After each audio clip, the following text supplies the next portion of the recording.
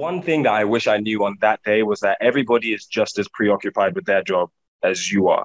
Like, you kind of sometimes walk on set and you feel like everybody's looking at you and judging your performance, and like that's their priority. And it's like, no, everybody else has work to do. And I think once I learned to get rid of that, I could just be an actor and I could just do my work, and I could grow. That like voice in my head that was like, oh, you know, everybody's staring at you and this camera is this close to your face, was only ever holding me back. And so the quicker, you know, any young actor can get rid of that, the quicker you can start to flourish.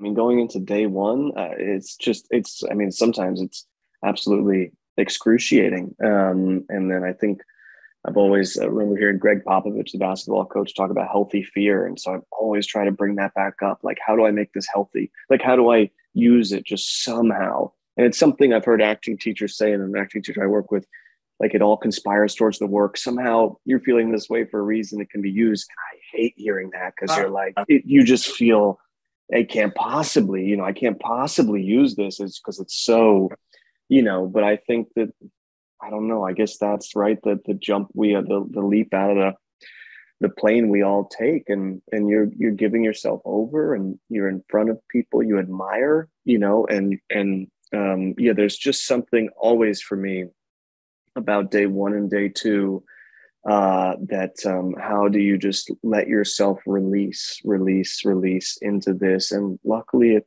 usually ends up happening, but not without its work.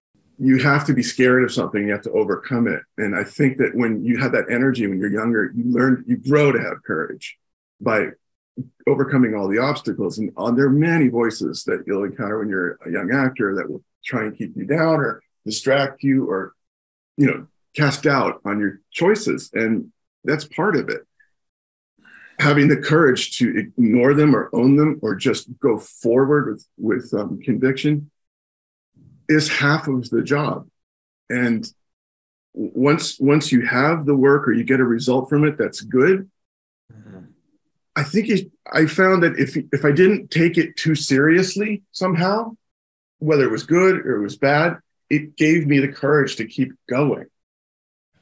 I guess that's just a long-winded way of saying just trust in yourself.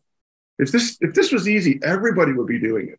When you're starting out, or when it feels like you're starting out, or when you're just, you know, being an actor and going through it, that the fear that you feel, or that particularly when you're starting out, feels sometimes insurmountable. It's not. And you get through it, and it might take a while, but there is a way through it. And I think, you know, all of these things that we're talking about, from my experience, are the way you get through it.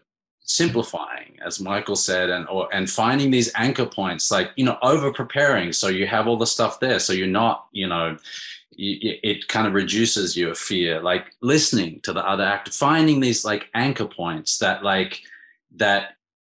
anchor you, you know, when you're feeling kind of fear or nervousness or whatever it is. That was my biggest barrier when I was a young actor, just sort of pushing through that and allowing myself to trust myself. And there are so many great tools that you can use to anchor yourself, and yeah, preparation, listening, all those things, whatever it is, but knowing that you'll get through it. Like, it's a process that sometimes is longer for others, for some than others.